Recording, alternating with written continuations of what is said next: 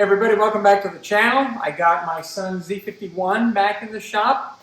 We're going to do a few things to it. I just drove it back from LA a few weeks ago, and the oil temperature was running 243 degrees, which that's pretty crazy hot as far as I'm concerned.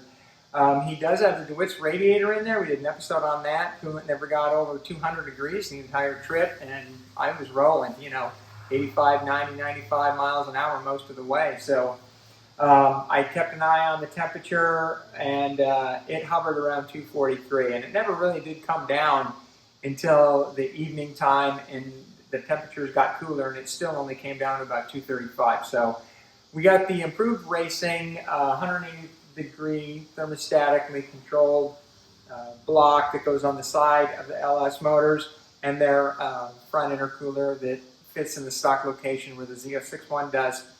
It's a pretty good product, pretty pricey, but it does the job. I had the same thing on my 69 Corvette, and it worked wonderfully. So let's go ahead and get started on that. Okay, well, we got the front fascia off, and let me tell you where we're at. So this is the cooler, and it mounts this way with the bosses towards the rear and with the outlets towards the driver's side.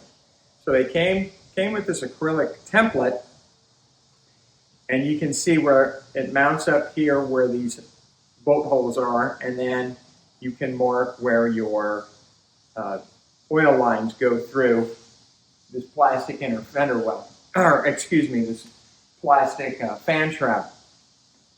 So the problem with that is when you buy this kit, it's assuming that you have a Z06 and that you have an oil cooler in your car. And the directions say to put the bolts through these two holes where the original bolts were, and to mark the lines, because the improved racing lines are hugely different than the factory lines. But we didn't have a car that came with the oil cooler, so we need to figure out where to mark this. The instructions show a photo of this in a car with the oil cooler. So what I did was I figured out where it was in conjunction to this car, and there's a hole here where a push pin goes, and it's next to a slot.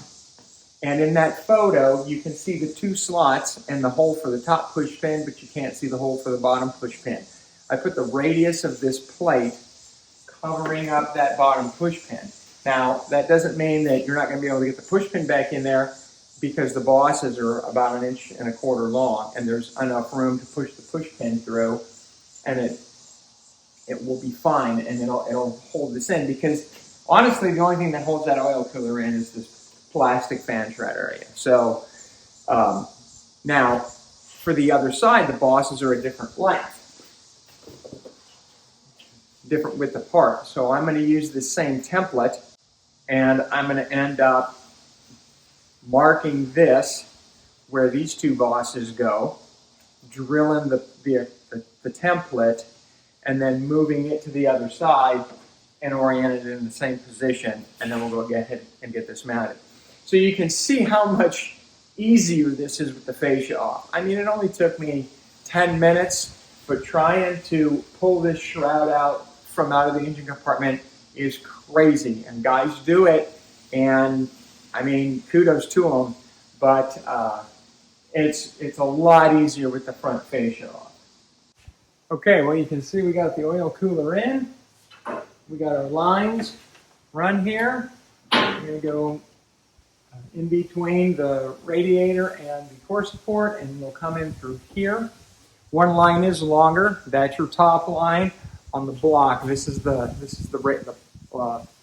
thermostatically controlled block. Comes with the AN fittings, one in the front, one on top. Your longer line goes to the one on top, and that goes to the top of the oil cooler. So that's your feedback to the engine.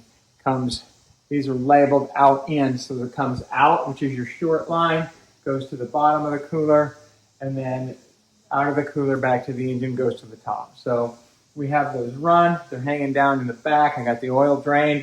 I'm going to take the block off plate off, We'll go ahead and get these on. We'll lube up our O-rings with some engine oil so we don't damage them. There's a 1/8 NPT port if you want to run a sensor, temperature probe, oil pressure, whatever. These cars already have the oil temperature probe in another location. I'm just going to leave it, so we'll plug that. Use a little bit of blue Loctite. I had this on my 69 and it weeped out these threads until I Loctited it. So we're going to go ahead and get that installed. Okay, so I removed the block-off plate above the oil filter. This is where the improved racing oil filter thermostat housing is going to go. This NOx sensor, there's a bolt here holding this strap and this harness to the side of the block. I need to move it up here where this ground strap is, so this will be out of the way and the lines can clear. As you can tell, they're fairly large. All right, well, as you can see, we're done. The cooler's in, the lines are hooked up.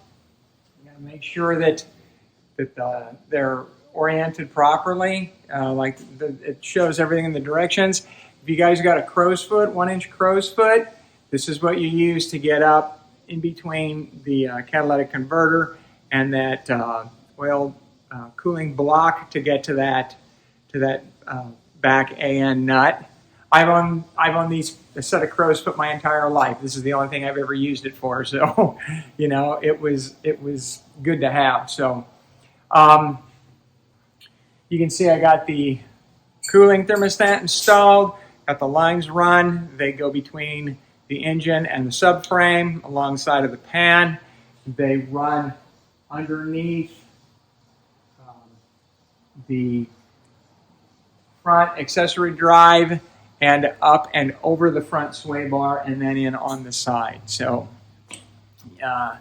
everything is pretty much laid out in the directions as far as that. I did have to move the NOx sensor up. That was actually in the instructions as well. I didn't have to do that on my 69 because I made custom exhaust for it. None of that stuff was in the way, but there's a ground strap above where the NOx sensor bolts to. You take the bolt out of the ground strap and you take the bolt out of the clamp for the NOx sensor. I ended up taking the metal clamp off the harness and flipping it around, and that way the harness went up in place naturally and the hole on the clip fit where the threaded boss was for the ground strap. Don't forget the ground strap as well. And then you turn the NOx sensor horizontal to vertical. One of the things I did do, he still has all of the factory shielding, heat shielding and insulation, and there's a big foam and foil cover over the NOx sensor. I did have to trim it down a little bit so that the harness wasn't, you know, bent in such a way that it was gonna damage the wire. So I did trim that down to make it fit. Other than that, we'll get the car back down, get the front end put back on, and everything should be good to go. Well, the installation's complete. The improved racing oil cooler for the C6. Got everything in and mounted. Got the front end back on, so this project's wrapped up. It wasn't too difficult. Took me 6 hours making the video to do it, so it wasn't that bad, and I've done them before, so I knew what I was in for. I think the hardest part was actually probably moving the NOx sensor just because of the cramped quarters. So everything else is pretty basic. We've got a couple other things going on with this car. We're doing Bilstein shocks on it. The solenoids for the shifter lockout are bad. I ordered those. I got those coming. And we're going to put a front camera in here, which of course I should have done when the fascia was off, but we'll do it the hard way. So stay tuned for those videos, and thanks for watching.